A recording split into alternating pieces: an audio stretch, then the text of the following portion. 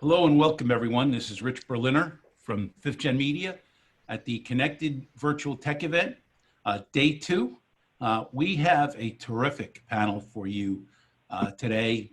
It's our second panel, but one of a number of different pieces as part of this event on CBRS. We've put together a really esteemed panel for you today. And first, before we get started with the panel, I just want to do a couple of housekeeping items. Please, after this panel is done, please visit the exhibitors on the exhibit floor. Go in to the chat rooms. You can go in through the booths or through the lounge and visit our chat rooms. And we have had some lively chats going on yesterday and today. I want to encourage everybody to do that. Also, there are a number of prizes that we're giving out. The leaderboard is how we tally all of that. But there are a number of Amazon gift cards, $250 Amazon gift cards. Nokia is giving out a system for 20 to 40,000 square foot building. If someone were to follow all the rules and win that. Plus, we've got some Apple gear. So I encourage everybody to go in and obviously the participants in our panels are also eligible to be part of that. So without further ado, I want to introduce Jon Morris, who's the CEO of Ballast Networks. Jon has probably more wireless combat experience than just about anybody I know, and having been through the AT&T wars. So I asked Jon to moderate today because I am not a subject matter expert, and I believe Jon is, and we've got a panel of other real experts here. So I didn't want to be out there making myself look silly. So I asked Jon to be part of this. So without further ado, Jon Morris, please introduce your panel and get started. Awesome. Well, thanks very much, Rich. Thanks for having me. I look forward to moderating this panel. I think it's a lot of fun that this panel happens, I think, on the start of the PAL auctions that are taking place related to CBRS as well. So I think it's fitting that we have this panel today. I wanted to do a quick introduction of our panelists. We have Tom Wheeler with ip.access. He's in charge of their business development for North America. We've got Todd Landry, who's a corporate VP in charge of strategy and product for JMA Wireless. We've got Walter Cannon, who's the VP of business development for Zenfi. And we have Dr. Bu, who's the VP of mobile strategy for CTS. And so we have a great panel. We're looking forward to talking about the subject of how CBRS and private networks can be your gateway to 5G. And so really want this to be a healthy dialogue. Feel free to, in the chat, list questions. I'll do my best to look at them as we go along. We want to keep this interesting and provide good information for everybody that's attending this call. So without further ado, we only have an hour. I want to go ahead and get into it so we can have some good dialogue and have some good conversation. Start talking about private networks and just dealing with kind of the kind of the elephant in the room. Are private networks fully compatible with 5G networks? And if they're compatible, how are they a gateway to 5G and these kind of next generation networks? So how should we think about compatibility and 5G when it comes to private networks? And I thought maybe we kick this off with you, Todd, and then let the other panelists join in. Sure. So, interesting real topic today for the audience here is, and the question of, is CBRS in particular as a private network a gateway to 5G? And I think the real answer for everybody out there is it depends. And when I say it depends on the nature of the technology that you choose to deploy to enable CBRS. Some technologies will not allow you to make a transformation to 5G using that base technology. You'll have to replace it. Other technologies, particularly those that are founded on next generation virtualized RAN type topology, have a path where you can change that software and you can enable 5G capabilities inside your private wireless networks. Now, John, I think one of the things we should be clear with the audience is that you have to think about your environment in terms of what's going to happen as 5G in places like CBRS emerge. Because at any given point in time, you're probably going to have LTE devices running on CBRS as well as 5G NR devices. And there's an important acronym in here you should know about called DSS, Dynamic Spectrum Sharing, which should be in your strategy planning for your venue, and an acronym you have and use, because with DSS, you're able to use common spectrum and eloquently share it with LTE-based devices you have, as well as 5G NR devices. So I think, that's a critical factor as we all think about our venues and think about planning around how does this become a gateway, and how do I transform to 5G as it occurs over the next, couple of years here. Awesome. Any other kind of comments? I mean, I think it's sort of interesting given the release from the CBRS Alliance earlier this year on the 5G standard. And, that's still an evolving standard, as everybody knows, and some of that's been delayed by COVID and whatnot. But other comments maybe from Dr. Bu or Walter or Tom that maybe amplify that a little bit in terms of what Todd's talking about? I certainly agree with a lot of what he's talking about. Sure. I think, this is Dr. Bu, I think. Sure, with the CBRS Alliance developing the 5G NR standards, I think that will drive a lot of the use cases or devices being developed to be able to support the 5G standards. Because right now, most of the CBRS devices are still LTE based, right? Most of them, majority of them. Until we develop enough use cases, enough applications, then people can understand what 5G NR can do in this particular CBRS frequency, CBRS spectrum. Yeah, I would echo, John, I would echo a comment. I actually chuckled when Todd said it, because my colleague that drives our customer solutions, Rich Boelbin, it seems more often than not, whenever we're on the phone having a conversation with either an integrator or a potential end user, they say, well, something along the lines, well, what can we use CBRS for, right? And I love Todd's comment, it depends.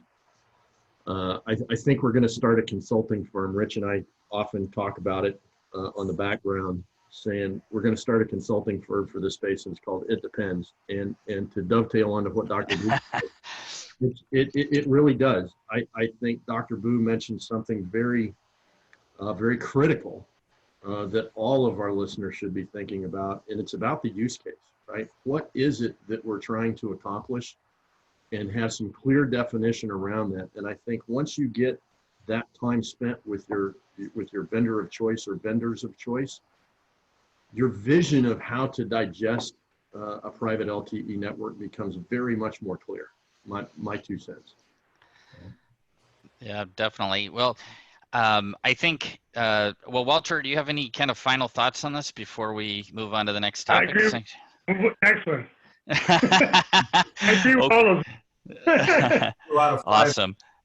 Well, I do want to say a couple words in terms of our sponsor. I neglected to mention at the top of the panel that Geoverse has generously sponsored this panel, and we certainly appreciate our friends at Geoverse, and we certainly appreciate their help in making sure that this is not just a great panel, but a great show. So thanks to Geoverse for doing that for us. I'd like to go on to the next question, which is around, we talked a little bit about compatibility and kind of path to 5G. And I think it runs in line with Tom's other comments around use cases, but thinking about devices and IoT, those devices that are on the edge, what devices and IoT can be used on these networks? Penetration of CBRS devices in the marketplace is changing over time, and it's going to take a little while for that to fully happen. But, you know, are there limitations related to those edge devices? And, you know, are we concerned about any kind of interoperability with maybe the MNO or MVNO marketplace? So maybe, Tom, you can touch on that, given that you made the comment a few minutes ago about use cases, and then we can let the other team members or the other panel members follow up on that. Sure, I'll at least offer a couple of thoughts anyway. You know, there's a couple of different pieces there in that question. I think it's probably easier to slice the, you know, are there, you know, interoperability issues with MNOs? That one is likely an easier, I think, question to tackle. I mean, there's operating standards, you know, there's governing bodies that are out there, and I think you'll probably find that the MNOs will be somewhat consistent there. But as you look in that evolution, I think from CBRS to 5G, you know, if you start with where we are at today and start with, you know, the governing bodies like, you know, Wind Forum, obviously the FCC, you know, turning loose the spectrum, and then you have the CBRS Alliance. I think the Alliance does a great job.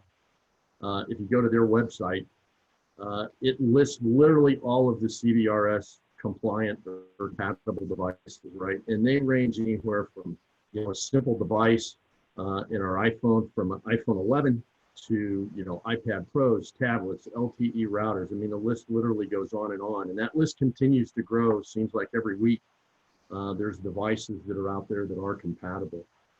So with the governing bodies that are out there, and with, I would like to think most 5G end user devices are reverse compatible.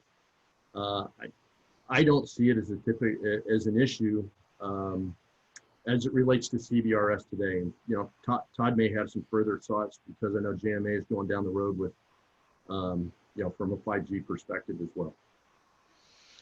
Yeah, I think it's you raised some really good points, and I think the question, you know, that happens with customers that you mentioned earlier is the same thing we hear. Okay, I've got CBRS. What do I use it for? And in our industry overall, I always say we like to stare through lenses that look like mobile operators and mobile phones. The fact is, in the dozens of touch points we have ongoing with enterprises for private wireless right now, almost invariably the discussion is around mobilizing IT equipment of some form, creating use cases and applications that don't have to do with purely mobile phone connectivity. And you're right. I think the CBRS Alliance is a great reference site for everything that is certified to operate within the requirements of the CBRS specifications. What we have done to even go further than that is we built labs. I'm in Chicago here, and I run a lab out of the Chicago area where we partner really with all the people you would find on that list that build these devices, and we bring them to our labs, we set them up, and we do video showcases, in fact, under the current extremes with people, so they literally can virtually come to the labs and they can see different devices. So whether it's Ethernet bridging into a piece of equipment like an automatic guided vehicle, whether it's a push-to-talk device that is very popular, and there's many new ones emerging, whether it's a gateway device that provides you with PoE connectivity into surveillance camera clusters. All of these are emerging use cases, and it's, you know, I'd encourage anybody who's in the world of engaging enterprise customers, or if you're an enterprise customer or an enterprise IT organization, to really look across your infrastructure and ask yourself, where can I create efficiencies in my business by mobilizing and creating more agility in my ability to change up or move equipment around or untether it? And that's a perfect place where CBRS today is a fit, right? You really don't have to wait for 5G. There's a lot of capacity, a lot of capabilities in the portfolio from vendors today. Yeah, I just want to add on to that, Todd. And I just think that a lot of the convergence of IT and RAN creates all these wonderful opportunities. And so when you make the comment, when you made the comment about mobilizing IT equipment, that really resonated with me, because I think of all of the possibilities that exist just purely by having the mobility of all of that IT equipment on the edge. So I appreciate that very much. Dr. Bu, you have some other comments, or Walter, to this? Yeah, I think, we're Zenfi, we're based in New York City. Most of our network is in New York and New Jersey. And we sort of see CBRS and as another avenue for what we call shared infrastructure. And it solves a lot of problems for us.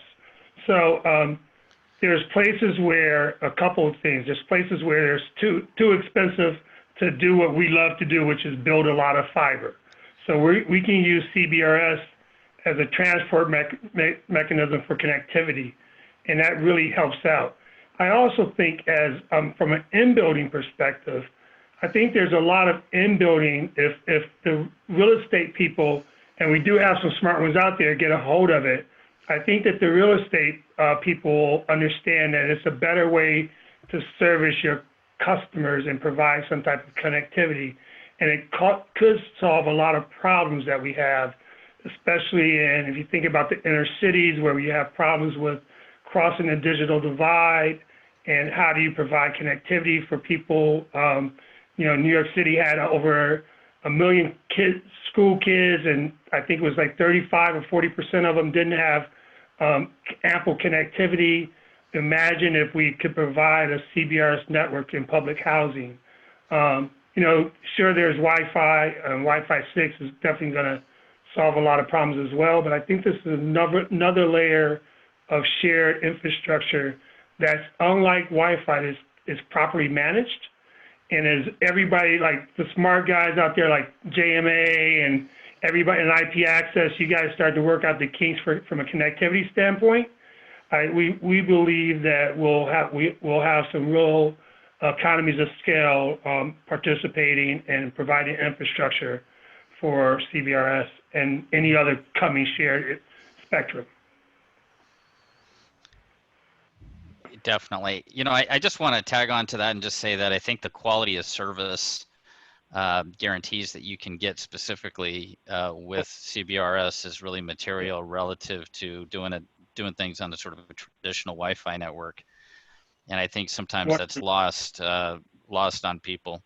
But Dr. Bu, I think you were about to say something, and I interrupted you, so go ahead. No, that's fine. Actually, I was just trying to resonate what you said earlier. Right, today is the PAL license auction. So if you're talking about interoperability with MNOs or MVNOs, we're going to have to also wait until the license auction is over to see what the MVNOs or MNOs, what they're going to do, right? All the carriers, all the cable companies, what they plan to do on their CBRS auction, or their spectrum they're going to acquire through the auction. And that will play into a big role where how we deploy our enterprise networks, whether we want to have a smooth transition between the public network to the private network, or do we want to provide just one standalone private network and then allow roaming or allow other arrangement to happen. So that's actually a huge topic to consider right now. So one thing that I would just for clarity for the audience, there's a lot of confusion around, are PALs going to take away an ability to utilize CBRS? So for any of you who have not taken the time out there to go through some of the CBRS overviews, or go to our website, listen to some of our podcasts that cover the topic on how to understand and what PALs really are, you will always have access to quite a bit of spectrum to utilize even after PAL auctions exist, number one. And once PAL auctions are passed and within counties that there are new owners of a chunk of that spectrum, you'll start to find that you have different ways to participate with them in sub-licensing and or enabling services if you have infrastructure in your facilities. So don't let it, stall you from making that decision. I would take that point a little further too as well and say that, in a building environment, if spectrum is not being used by the PAL owner, it's available for other people to use. So, and in a in-building environment, particularly if you're on a large campus environment, you can really control that spectrum in maybe ways that you can if you're in a kind of a macro environment. That maybe just to tag on to the comments you made, Todd. Yep. So I'd like to tackle a different topic, but again, tied to CBRS private networks and the gateway to 5G. Once we talk about compatibility and devices and use cases, another big thing is building the network. I mean, you don't have anything if the network's not built. And given sort of the technical realities associated with these networks, you want to make sure that they're future ready. How best do you handle the build out? Who do I look at from an OEM perspective, from a backhaul perspective? What does the ecosystem look like? And I thought maybe Dr. Bu, given your role at CTS, maybe you take the first stab at it, then let other people chime in. And there's going to be probably a lot of opinions on this. So Dr. Bu, why don't you take the first head? I'm going to sure. I'm going to share my opinions on this. I think, as we all already pointed out, I think CBRS private networks are mostly application driven. We should build a network based on the use cases, applications you plan to do, right? So a huge part of the CBRS ecosystem, really the end user devices. Those are the phones, the smartphones, the handheld devices, the IP-based devices. So when you deploy a CBRS private network, you have to look at the devices, the end user devices you have on your premise, what kind of application you want to use.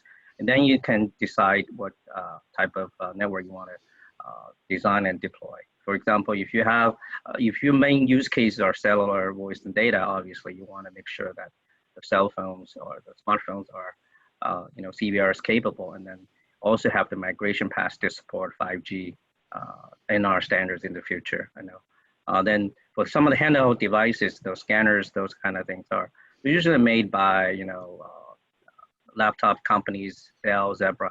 You also need to make sure those can be supported through your CBRS networks. And some of the IoT devices are not necessarily supported through the CBRS network directly. So they usually go through a router or gateway, some kind of bridge devices or Wi-Fi devices. So those devices, you need to look into the companies who make those devices, such as Multitech, Cradlepoint. Those companies make sure their devices can also support not only the OT technology, but be able to support the 5G NR in the future. So right now, I would say most of the CBRS end user devices are still LTE based. So I'm looking at the industry there. Every day there are new devices coming up, and then with the 5G NR standard being adopted by the CBRS lines, I would expect a lot of the 5G enabled devices to be developed in the near future, right? So another part of the ecosystem really are the radio access network, or CBSDs. I think Todd, JMA is making a big category of the CBSDs, and I know ip.access has some CBSD available for the CBRS as well. So for those devices, usually you have to look at what infrastructure you have in place and what kind of application you want to deploy, number of devices, data throughput requirements you have, number of channels, power levels you're looking at, category A, category B.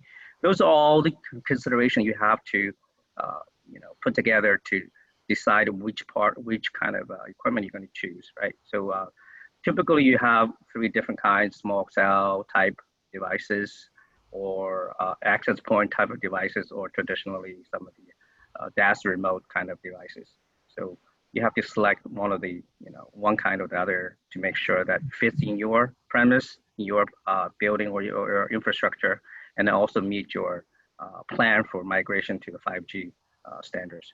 So the last part of the ecosystem, I think, is really the core network. I think, or EPC, evolved packet core for LTE technology, or 5G based cores in the future. So that's a big item that you have to consider in terms of the application you're going to be running on your network, right? So So on the EPC side, you're going to have to decide whether you want to subscribe to a cloud-based EPC or put something on-premise, where if you have secure data, you have like maybe a mobile edge computing, you have a lot of latency concerns. You probably want to deploy a edge EPC on your premise.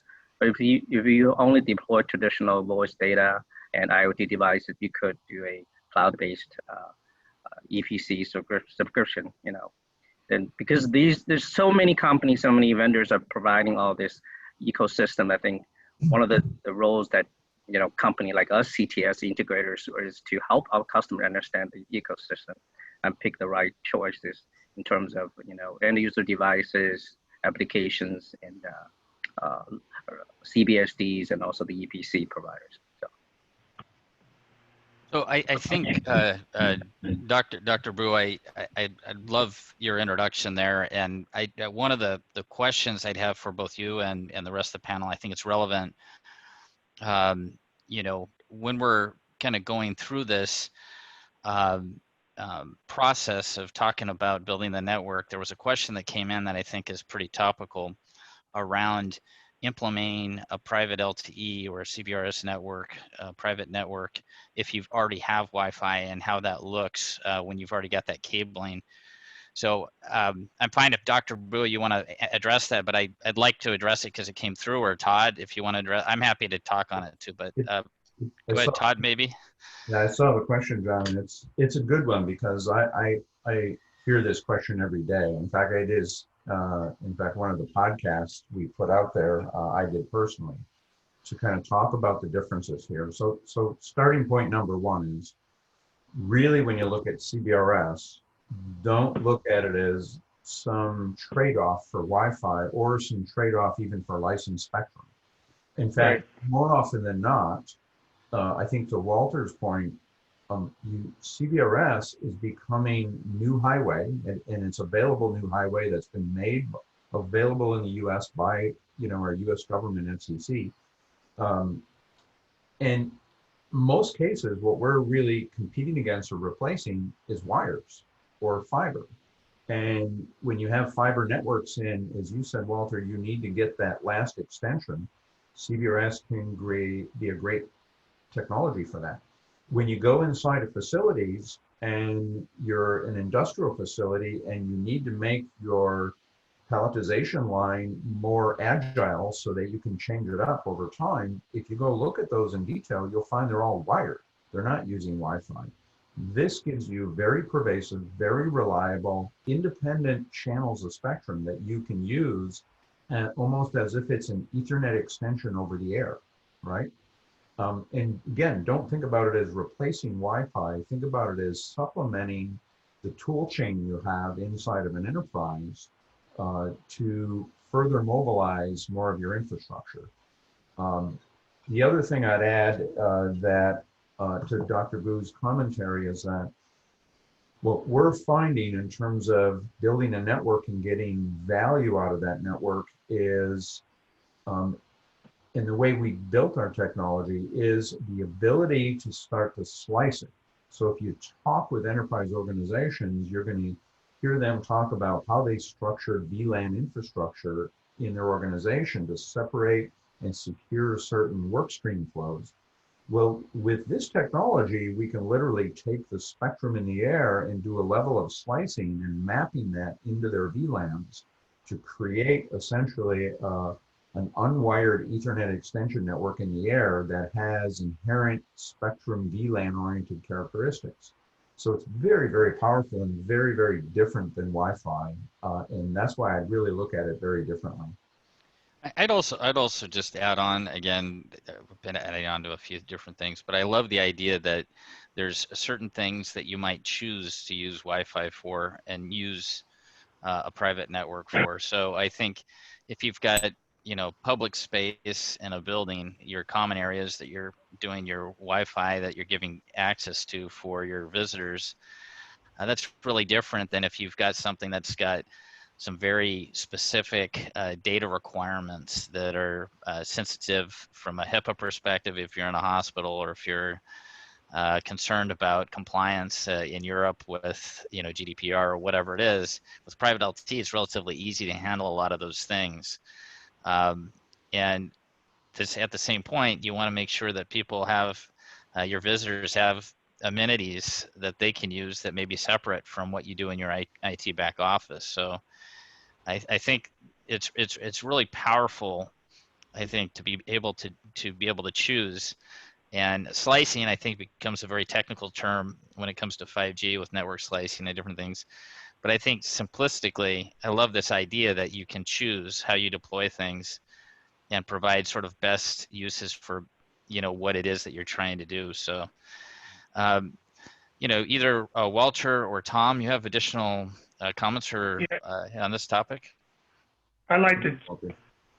Okay, I like to jump in. I should have prefaced the whole thing by saying, you know, like they do on television, the views of Walter Cannon doesn't necessarily represent the views of Zenfi. So now I can say what I want to say. Actually, you know, Todd, you guys never thanked me because when American Dream was wanting to run fiber all over the MetLife area in the parking, I turned to them and I said, "Are you guys sick? You know how much it's going to cost?"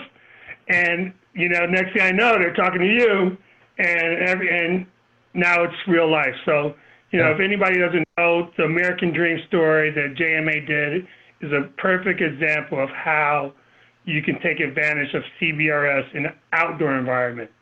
I think in an in-building environment, the people that figure that out, from both the real estate owners people that we have on right now, people that understand and figure it out, and while they're building new network, looking to enhance it. I think if they really look at the levels of quality of service you can get through CBRS in building, it's probably going to be the biggest explosion, bigger than it will be for, you know, Zenfi. Most of our world is an outdoor. You know, we provide shared infrastructure and now looking to provide shared spectrum, you know, services as well in the outdoor world, and then support in building through providing backhaul and network co-location facilities. I think there's going to be a lot of growth in building once people figure it out. Once the smart guys get together with the people that own the buildings and they figure out that they may even have a revenue source, you know, being able to charge tenants for, you know, connectivity and space because of the inherent qualities of like network slicing and stuff like that, they'll figure that out, and I hope it happens for everyone on this panel. Well, before we, I want to make sure Tom has a chance to weigh in. I think this is a pretty important topic. There was a question that came in about revenue, you know, production related to CBRS networks, and I think it ties into what Walter you just made the comment, you know, in terms of, you know, how you might use this, you know, with some of your tenants. I think there are probably some other revenue making opportunities in terms of some of the things maybe that Google's doing with Best Network and some of the other MVNOs and that kind of thing. But maybe before, you know, Tom, maybe you have some thoughts on that or the other topics. But I think that, you know, how you monetize these networks is not the same as what took place with DAS. It's not the same that we've seen over the past few years. This is an opportunity to do networks different in a lot of ways from my perspective, and create a lot of value, because you can provide value to not just tenants, you can provide value to your own IT departments, you can provide you know, value to logistics providers that are delivering things in the building. I think there's a lot of different possibilities that might come in the future that create some revenue opportunities here. Beyond just the potential roaming and that kind of thing. So maybe weigh in on that. I think it's a good question, and I think it ties into what Walter just said. So Tom, maybe you start because you haven't spoken a while, but then maybe just follow up on that to finish kind of this topic up, because I think it's a pretty good question. Well, if I haven't spoken in a while, John, depending upon who you ask, that might be a good thing. Yes. Can it be turned into a revenue generating opportunity? I believe it ties very closely to use cases, but I think the short answer is yes. And tying it back to some of the things that Dr. Bu said about, having a hosted platform, or do I want to have the complete on-prem? All of this goes back to what is the specific use case, and what set of lenses am I looking at using this network for? For the audience that we predominantly have here, which are going to be property owners, we've had conversations where, we've gone through all the way through the business model and baking the cost of the CBRS platform into the square footage price. And it can be used it can be looked at as a revenue generating tool to attract customers. And it doesn't have to get any more complicated than that. Then there's other things that ties back to, I think one of the questions that I think what you posed, Dr. Bu, earlier, how do I go about building this? And it goes back to really understanding, let me back up. Having a good choice of vendor/vendors that you have a large amount of trust in, you can have an open conversation with. To say, not feel like you're getting sold a bill of goods, and have them share with you the capabilities of what CBRS can bring to bear, and try and unlock the thought process of the property owners to say to themselves, this is really a robust platform. What are things that I can do that I currently can't do, that I maybe always wanted to do? And then having that trust with the vendor to help walk you through in a very methodical process, or understanding a decision tree to arrive at, first base, then to arrive at maybe the second evolution of what you want to use that network for, and then a third evolution of what you want to use that network for. Oftentimes, I came from 25 years in the commercial side of the cable world. And oftentimes I found a lot of our engineering brethren getting so wrapped up in future proof that we couldn't make a decision and move forward today, right? And take advantage of what's available for us right in front of us today. So to that end, I believe there are many revenue generating opportunities for property owners, but it's getting with that right vendor to help them walk through and understand the needs and the capabilities, and helping define a pathway forward. Again, it's probably worthy a call out to the sponsor of this event, Geoverse. That's right. In terms of creating revenue opportunities from this technology, they're out there doing it today. I think the same is true for others on this panel. Dr. Bu, I know you guys are deep into that. Look, a lot of the enterprises who want to deploy this stuff will not be CBRS, EPC experts. This is a new space for them. And it opens to the question, into the panel. I think it opens a huge opportunity for those who are willing to invest the effort in the resources and the relationships with the vendors that provide solutions, and get an offering out in the enterprise, because this is a very, very timely opportunity to take advantage of that for any integrators out there that are looking and thinking about stepping into it. Yeah, I like all of those comments, and I also like this.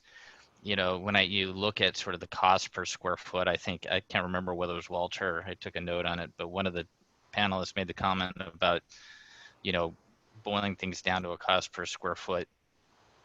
DAS networks, 10 years ago were all $2.50, $3 plus a square foot, and now the costs are coming down where, they're much cheaper because of this kind of convergence of IT and RAN.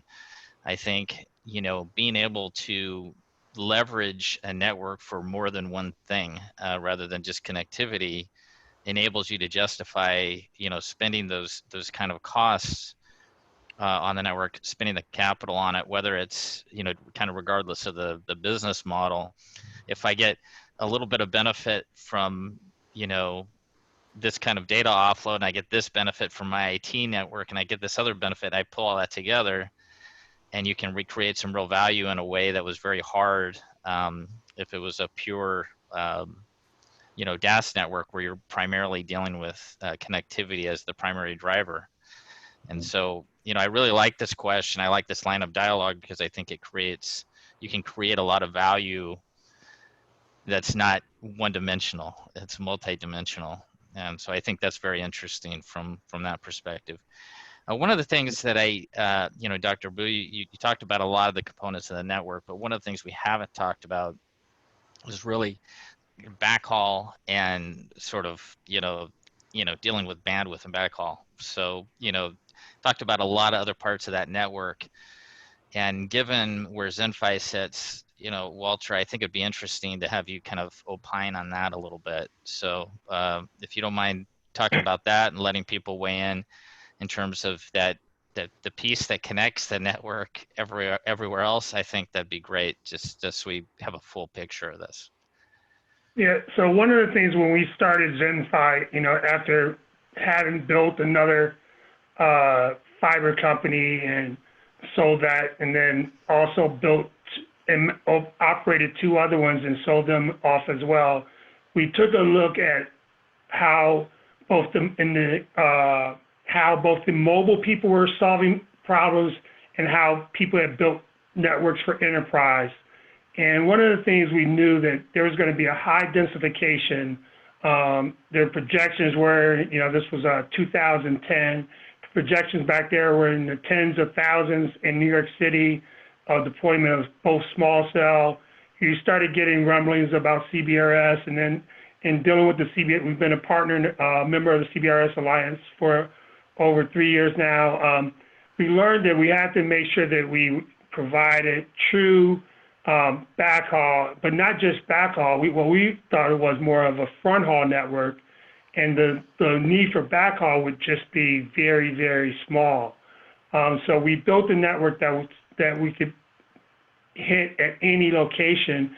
Thus, if a building on one side of the street or a light pole or whatever needed connectivity, they could get it. I think what's going to happen from to use your term backhaul perspective and bandwidth is while we move, and I know my buddy Todd and Tom are going to, or Dr. Bu is going to correct me on this, but when we move off of communicating, what we see right now, a lot of communication is still over CPRI, and that has some limitations on how far you can be away from the signal source. As that starts to move away in the CBRS, I think we'll have more of a front haul network, and we'll support people, and then bandwidth won't really be an issue. And my personal opinion is that someday this all becomes Ethernet, and we are just talking about moving packets around, and then fiber is fiber to the building, fiber to the premise makes good sense, and I think that's too far away. I know Todd won't give me his product roadmap, but he's a smart guy. I don't think that's too far away. You already see it right now with the gears, that some of the stuff that's in, that Cisco is putting out as well in their routers and switches. Not to get too technical, because I'm a sales guy and I don't want to even get into it, but I think that's where this is all going. And to close, I think that at the end of the day, we're going to look at this as a utility that you have to have. You have to support wireless, and it's going to be the people that win are people that provide easy to connect, and bandwidth never is going to be the issue. Right. I don't think it is today. Bandwidth isn't the issue today, is distance is the issue today, and we never will have to worry about it. One thing, Walter, that's important, and you mentioned CPRI, and I think maybe you're in reference to forthcoming Ethernet-oriented O-RAN 7.2x topologies. Look, each have their own uniquenesses and characteristics, and that for those particular things, the industry has to understand. If you have a topology that separates the radio from the baseband processing using the CPRI protocol, the technology today can get you up to 40 kilometers between those components. That's pretty significant distance in most cases. As you go to O-RAN, keep in mind that it doesn't mean you're going to be able to run that over the internet. That technology is still going to take dedicated networks, and the transceivers over all those fiber networks are still going to be your limitation point for one, as well as synchronization. Now, let's go to the real issue here, because we're talking about private networks. When you get into the enterprise, the real issue at hand is I want to keep some of that information and that data on my local network. So I need to get it transformed into IP packets as quickly as possible, and typically within that system. There's a few topologies and ways to do that. We can talk about the technical solution of a COPS architecture, but really the important point there in terms of backhaul is in most of these topologies, the actual backhaul is on premise in the enterprise, because, you know, Dr. Bu's going to go put EPCs inside the facility and connect with the Ethernet network. So I've got a 10 gig spigot on an Ethernet switch in my IT closet, right? That's the real issue we're dealing with. So I've got a question from the audience. Pat, I'm asking for a friend. What do you think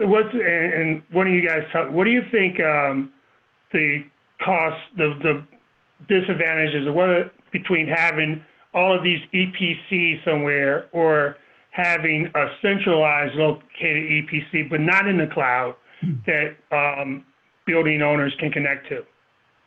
Like, you know, more of a CRAN model. Look, I think if you what's happening is the value proposition we're talking about for the enterprise is a private network solution, right?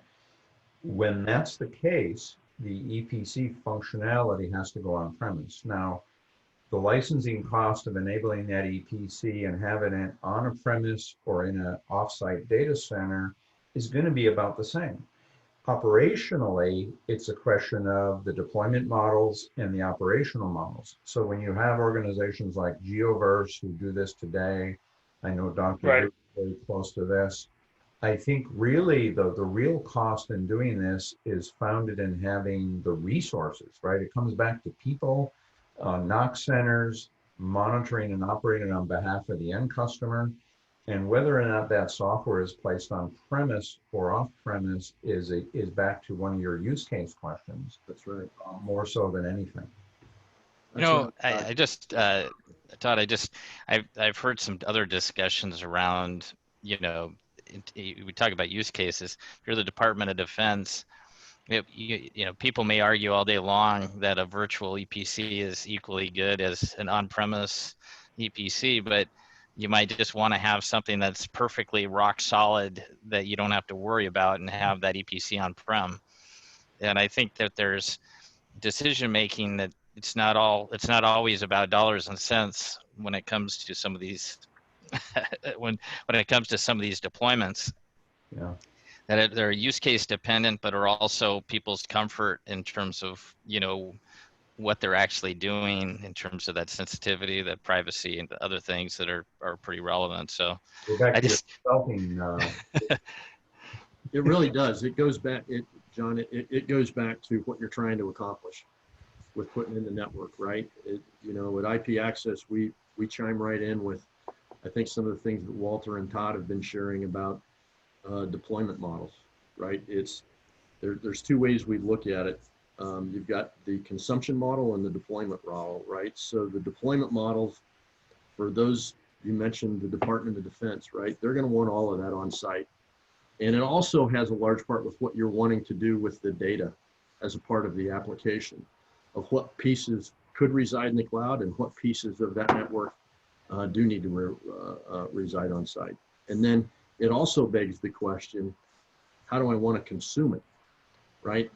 Is where I'm at today in my decision tree merit upfront capital ownership of this, or do I want to outsource this as a managed service so that I allow myself some ease down the road for future proofing for evolution of technology as we march our way down toward 5G as well? Well, to Tom, to that particular point, you know, there was another panel that talked about, you know, lease versus own, managed services, and that kind of thing. And we only have, I think, 10 minutes left in this particular call. But I think it would be very fitting, given that we've talked about compatibility, we've talked about the IoT, we've talked about the build of the network, we've talked about backhaul. What do you guys think about some of the, you know, ownership structures in terms of owning the network, managing the network, owning the structured cabling, leasing it? you know, the technology stack that exists, for private networks, you know, can almost all of it can be virtualized except for the hardware that you still got to put on the walls and drop from the ceilings and so on. So I think it's a pretty relevant conversation. I think it ties in neatly to round out this panel. And maybe Walter, because you finished last and you kind of referenced that, you could start with that, and maybe then, you know, Todd, Dr. Bu, and Walter then can finish us out and take us home. Yeah, you know, I'm again, not necessary to what Zenfi says is what I think. I'm a selfish man. I would love for people to lease from me. We are definitely interested in talking, and we think that there's more economies of scale as you build out these leased networks and shared infrastructure. Look, a lot of the hesitancy that we saw even in the in-building DAS was just regular, you know, the old in-building DAS, I'll say. Some of the reason why it wasn't deployed as much is because of the cost. You talked about $3 a square foot. You know, you couldn't get carriers to spend enough capital. I think now we've got a new type of offering that we can provide better services, and and I think we can do it we can make better economies of scale from a leasing perspective. That's the selfish part of me. Now, can people buy it? Yeah, they can buy it. Can people implement it? There's definitely some very, very smart people. We had a panel yesterday, very, very smart people. John Gilbert and his team, very smart. I understand. They can do it, and other people can too. So but in order for this to really work, I think the more you scale it, it becomes more like a utility, and a shared infrastructure is the way to go to support utilities. Look, it was proven when the first cities laid out the water pipes. It was proven when they brought electricity, and it's going to be proven right now when you're talking about deploying the growth of wireless infrastructure, especially inside buildings. It's the only way we get to economies of scale. I would agree with Walter. I think we also start to offer a managed services type of solution to our customers as well, because given the complexity of this kind of networks and the convergence of technology, I think it's better to have one entity to monitor, maintain, and upgrade this kind of systems, and have the customer to either through a finance deal or some kind of subscription model to just pay a monthly fee to pay for the services. Yeah, I'd concur with that, and you'll see some programs out there that make it easy for enterprises to get this deployed in their facility and do it on a long-term subscription-oriented, as a service-oriented basis. I think the thing we gotta again remember is that we're talking about enterprises and private wireless with technology that was born out of the mobile infrastructure space. It's not common stuff for a lot of these IT organizations. So the learning curve is a bit high. I don't know of many of them who know what IB Wave is and who know how to do an RF plan, and you still not mention running eNodeBs and EPC. So this comes back to the opportunity question of organizations who have the expertise, who make the investment to offer it as a service, are really going to thrive right now in this opportunity. The last thing I'd say about that is the way some of the technologies are built, you can open up portals for the enterprise, because you can bet your IT organization still want to manage who has rights with a SIM in my building to get access to my network on any given day. And if someone leaves the organization, they want to disable that very, very quickly and have some control. So there's going to be a little bit of a hybrid, and a lot of the technologies have open interfaces that allow us to offer those kind of portals. So there's a little bit of a hybrid there. So I want to do, we only have about 5 or 6 minutes left. I'd like to throw a ringer, you know, an unplanned question at everybody on the panel. And, and I think just to have a little fun, we know that we hope that there's a lot of real estate owners and people that are looking at enterprises that are looking at these kind of technologies. But if you could give one piece of advice to a, you know, a building owner, an enterprise, and whether it's step 1 or step 5, one piece of advice, I want to go to each one of you. You tell me what that piece of advice is, and we'll kind of leave it there to finish this up. So, Dr. Bu, why don't we start with you? What's the one piece of actionable advice you would give somebody? I would tell them that with the convergent technology, the complexity of things, to plan for a lot of fiber infrastructure. We're involved in a lot of customers, enterprise customers, commercial real estate customers. We're deploying a lot of the, fiber-based land infrastructures. Once you have that basic infrastructure in place, you can lay over all different technology on top of it to be able to support us. Awesome. Tom, you want to go next? Sorry for jumping. There's a huge thunderstorm that just hit here, and a big crack of lightning just went off over my head here. I apologize.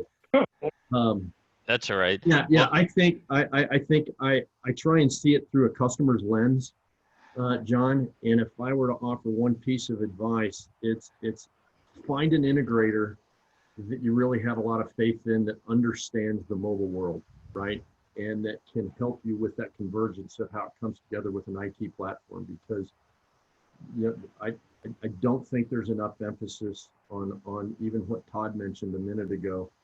You're talking about mobile meeting traditional IT, and the importance of having an integrator that you have faith in there that understands both sides of that fence to help you through that transition, I think will make all the difference in the world.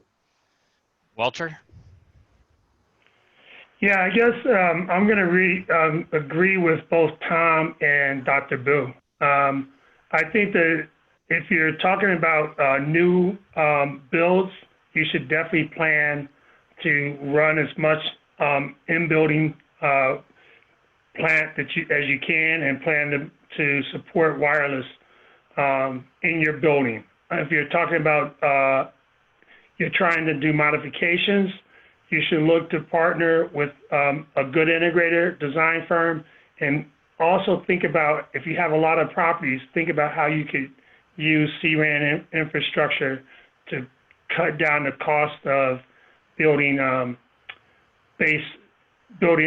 head-end facilities all over the properties. We've seen it where the property owners can't justify building out, spending on 300, 400, 500 square feet. And there's probably some ways that you can centralize that using shared infrastructure. So that's what I would say. And Todd, last but certainly not least, if you can give your thought as well, I would appreciate it. Yeah, for any of you guys that are building owners, I would tell you this very, very specifically: make sure whoever you're working with as an integrator, operator, recommender of a solution, that it has the availability to utilize as much of that available spectrum as possible. Because don't fall for a story that says you will only get 20 megahertz anyway. The government has provided a significant amount of spectrum. You own your own beach, and you can put as many beach chairs on it as you want. And look for a solution that can utilize as much of that as you want, and help you identify where you can utilize that spectrum for different use cases to provide value to your tenancy in your buildings. Because if they're not helping you provide value to the tenancy, you're not getting the maximum gain from the investment in this technology. Awesome. I would just add on that, I think there's an element of education to this whole thing, and that I just, from my perspective, whether it's JMA, whether it's the posts that I post or Dr. Bu or somebody else posts, educate yourself and do the reading and talk to people you trust, and get the answers that you need so you can make informed decisions. So Rich, it's kind of back to you if you're still out there, and we I'm certainly here. appreciate this panel, and thank Geoverse for sponsoring the panel. So appreciate everybody doing this. Rich, it's back to you. John, thank you so much. You guys did a great job with this. I think it's very important that we talk to people more and more and more about CBRS. Again, remember 1 turn ago, when we said CBRS, nobody knew what we were talking about. Now we're talking about CBRS. Yes, there are misconceptions. Yes, there is lack of understanding of what it is, but at least they've heard the term now. So I couldn't be more happy that we were a part of that. And again, thank you for John for bringing it up. Thanks to our sponsor, Geoverse, and also to the CBRS Alliance, who's really helped us get to this point with a panel like this. You guys were terrific. Thank you so much. Thank you everyone for listening and watching here. And please go visit the exhibit floors, be in the chat rooms, and go get some of those prizes. Thank you all. Thanks, guys. Thanks, John. Thank you. Take Good to care. see all of Bye-bye. you. Thank you very Have a good day. much.